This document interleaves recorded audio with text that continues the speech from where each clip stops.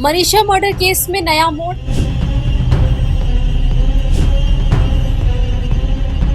जहरीले पदार्थ से मौत का दावा। मनीषा को किसने दिया जहर?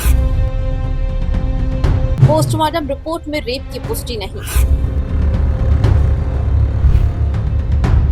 भिवानी की जिस मनीषा के लिए इंसाफ के लिए लोग सड़कों पर है, जिसकी बेरहमी से हत्या पर लोग गुस्से से भरे हुए हैं, उसे हरियाणा पुलिस सुसाइड का मामला बता रही है। इसके पीछे पुलिस की दलील वो पोस्टमार्टम रिपोर्ट है जिसमें कई चौंकाने वाले खुलासे हुए हैं। मौत जहरीले पदार्थ की वजह से हुई। मनीषा के साथ रेप जैसी घटना नहीं हुई। शरीर के कई अंगों को जानवर ने नोचा। मनीषा की आंख, गर्दन जानवर ने नोची। शरीर पर संघर्ष में चोट के निशान नहीं मिले। मनीषा की यह पोस्टमार्टम रिपोर्ट रोहतक पीजीआई की है। इससे पहले भिवानी में मनीषा का पोस्टमार्टम हुआ था। पुलिस मान रही है कि जहरीला पदार्थ खाने की वजह से मनीषा की मौत हुई। फिर खेतों में उसके शव को जानवरों ने नोच लिया। तो ये पोस्टमार्टम इसका भिवानी में भी हुआ था। यहाँ भी पोस्टमार्टम के लिए आई थी। जो टेस्ट लिए गए, जो किए गए, जो विसरा हमने भेजी थी उसमें पॉइजन आया है।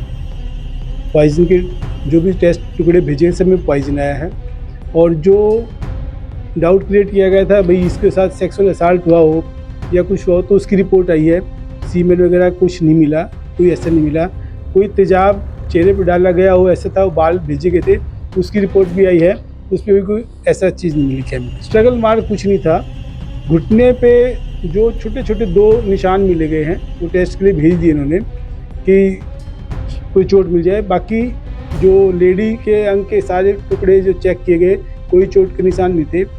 ये जो निशान गर्दन पे थे ये इर्रेगुलर थे, मतलब जैसे कोई काटेगा कुछ करे तो शार्प आते हैं, तो ये जैसे खा रखे हो ना ऐसे ये निशान आए हुए। इससे पहले कहा गया था कि मनीषा की रेप के बाद हत्या की गई और फिर कातिल ने उसका गला रेत कर हत्या की। लेकिन पोस्टमार्टम रिपोर्ट के बाद पुलिस का दावा है कि मनीषा की आंख और गर्दन का जो हिस्सा कटा मिला है वो जानवर के नोचने की वजह से है। यानी एक तरफ से पुलिस ने गर्दन काटने की थ्योरी को सिरे से नकार दिया है, दूसरी तरफ सुसाइड की थ्योरी को लेकर पुलिस ने सुसाइड नोट की हैंडराइटिंग मनीषा की हैंडराइटिंग से मैच होने का दावा किया है।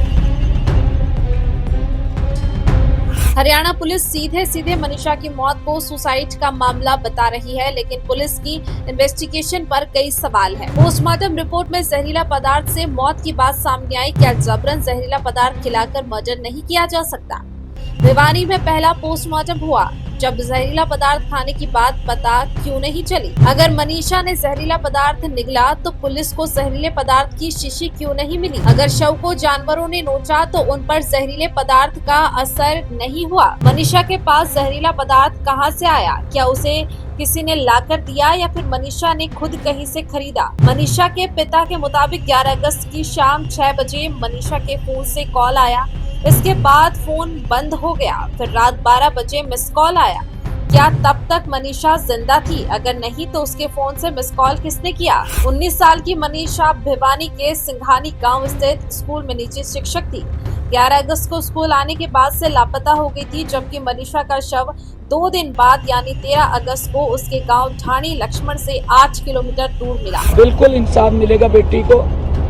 हमारी बेटी है, वो हमारे परिवार की बेटी है। उसकी जांच चल रही है, जल्दी 1-2 दिन में क्लियर हो जाएगा। मैं ये कहना चाहूँगा कि मनीषा और मनीषा के परिवार को न्याय देना हमारी सरकार का दायित्व है। कोई भी व्यक्ति होगा वो बचेगा नहीं, उसके खिलाफ सख्त कार्रवाई होगी। उसकी जांच चल रही है। जांच के अंदर क्या क्या विषय आते हैं, क्योंकि बहुत सारे विषय आ रहे हैं जिसका मैं अभी जिक्र नहीं करूंगा। मैं एक मिनट की रिपोर्ट ले रहा हूँ, एक मिनट की रिपोर्ट ले रहा हूँ क्या क्या कार्रवाई चल रही है। परंतु उसके अंदर दोषी अगर कोई व्यक्ति फंसेगा या मालूम उसका पड़ेगा तो उसको बख्शा नहीं जाएगा। हमारी पुलिस मुस्तैदी से उसको सर्च कर रही है। हरियाणा में मनीषा को इंसाफ दिलाने को लेकर लोगों में गुस्सा बढ़ता जा रहा है। लोग सड़क पर प्रदर्शन कर रहे हैं, जिसे देखते हुए भिवानी में भारी पुलिस बल की तैनाती की गई है। इतना ही नहीं, हरियाणा के कई जिलों में इंटरनेट सर्विस बंद कर दी गई है।